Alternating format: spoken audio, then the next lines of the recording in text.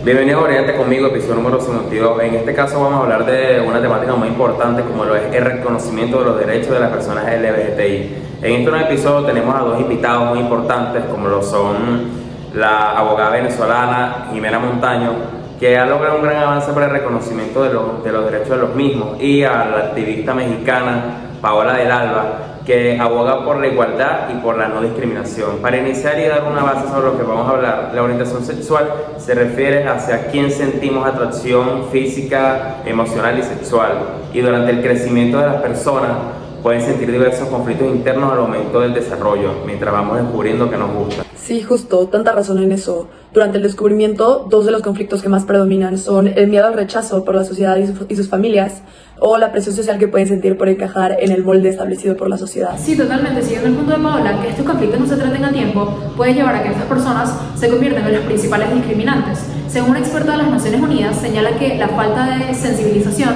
comprensión y la falta de educación desde una temprana edad pueden convertirse en los prejuicios y en las fobias en las que se basa la violencia y la discriminación.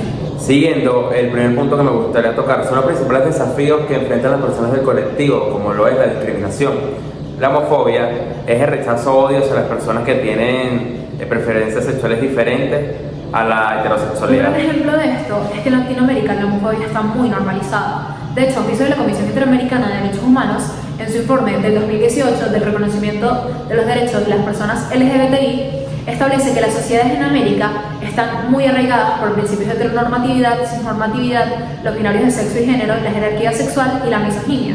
Estos principios, combinados con orientaciones sexuales, identidades y expresiones de género no normativas y cuerpos diversos, legitiman la violencia y la discriminación contra las personas del colectivo. ¿Podría alguno de ustedes explicarnos mejor qué es la heteronormatividad y la cisnormatividad para aquellos oyentes que no estén tan informados? La heteronormatividad es básicamente que la heterosexualidad es la única orientación sexual normal y válida, como enseñar cuáles son los roles de género adecuados. Y la cisnormatividad es que el sexo con el que nacemos es con el que debemos de crecer para siempre, solamente siendo hombre o mujer. Quisiera saber si podrían darnos unos ejemplos donde se velen por los derechos de estas personas. Un gran ejemplo son las implicaciones significativas para la protección de los derechos de las personas LGBTI, abordando cuestiones relacionadas con la identidad de género, la igualdad y la no discriminación, en el contexto de parejas del mismo sexo, contenidas en la opinión consultiva de la Corte Interamericana de Derechos Humanos, emitida en noviembre del 2017 a solicitud de la República de Costa Rica, que contienen derechos como la igualdad y la no discriminación de personas LGBTI, incluyendo la orientación sexual, la identidad de género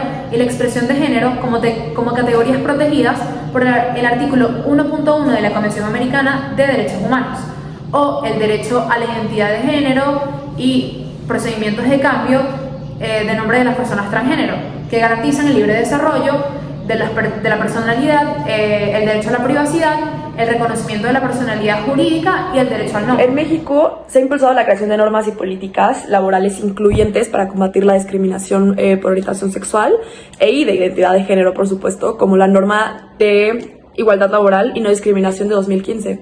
Y además, la Cámara de Diputados recientemente aprobó políticas y reformas que prohíben y sancionan las llamadas terapias de conversión. Otro punto que me gustaría tocar es la falta de visibilidad hacia las personas transgénero. Las personas transgénero son las personas que se sienten identificadas con una identidad distinta asociada a su sexo biológico, y la normalización de la transfobia. Ese es un punto sumamente delicado, Argenis, debido a que la transfobia está caracterizada por ser el miedo, el odio, la falta de aceptación o la incomodidad frente a las personas transgénero, o cuya expresión de género no se ajusta a los roles de género tradicionales. Sí, hubo un caso que fue el primero por discriminación a una persona LGBTI que llega a la Corte Interamericana de Derechos Humanos. Fue el caso de Azul Marín, una mujer trans que fue detenida en el 2008 por agentes estatales de manera ilegal, arbitraria y discriminatoria, cuando aún se identificaba como hombre gay. Donde durante su arresto en la estación de policía fue agredida física, verbal y sexualmente con frases homofóbicas.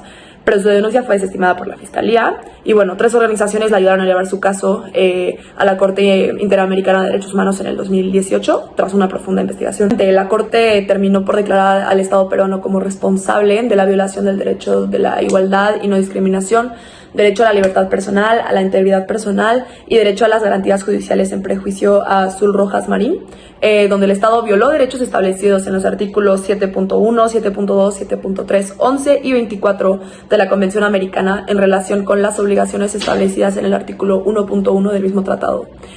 así como también los derechos relacionados a la integridad personal, a la vida privada y a no ser sometida a tortura, contenidos en los artículos 5.1, 5.2 y 11, en relación con el artículo 1.1 de la misma, y los artículos 1 y 6 de la Convención Interamericana para prevenir y sancionar la tortura. Muchas gracias por haber escuchado este capítulo y a ustedes por asistir. Espero que después de esto se haya logrado una mayor concientización sobre este tema.